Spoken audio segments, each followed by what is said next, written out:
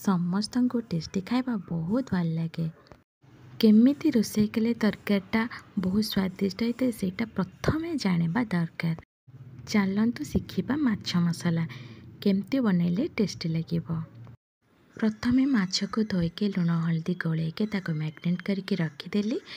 ତାପରେ ମାଛ ଗୁଡ଼ିକୁ ବହୁତ ଭଲ ଭାବେ ଭାଜି ନେଲି। ତାପରେ ପୁଣି କଡ଼େଇରେ ତେଲ ପକାଇକି ସେଥିରେ ଟିକେ ହାଲକା ଚିନି ପକାଇକି କଟା ହେଇଥିବା ପିଆଜ ପକାଇ ତାକୁ ବହୁତ ଭଲ ଭାବେ ଭାଜି ନେଲି ଟିକେ ଲାଲ ଅଂଶ ଆସିବା ପର୍ଯ୍ୟନ୍ତ।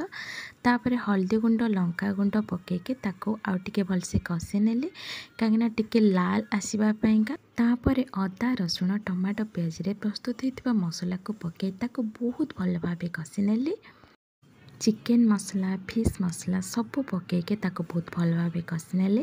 ତାପରେ ହାଲକା ଟିକେ ଲୁଣ ଦେଲି।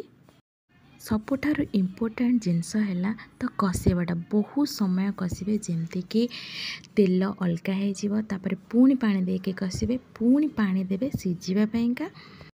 ତାପରେ ମାଛ ଗୁଡ଼ିକୁ ପକାଇ ତାକୁ କିଛି ସମୟ ଫୁଟିବାକୁ ଦେଲି। ତାପରେ ମୋର ପ୍ରସ୍ତୁତ ହେଇଗଲା ମାଛ ମସଲା।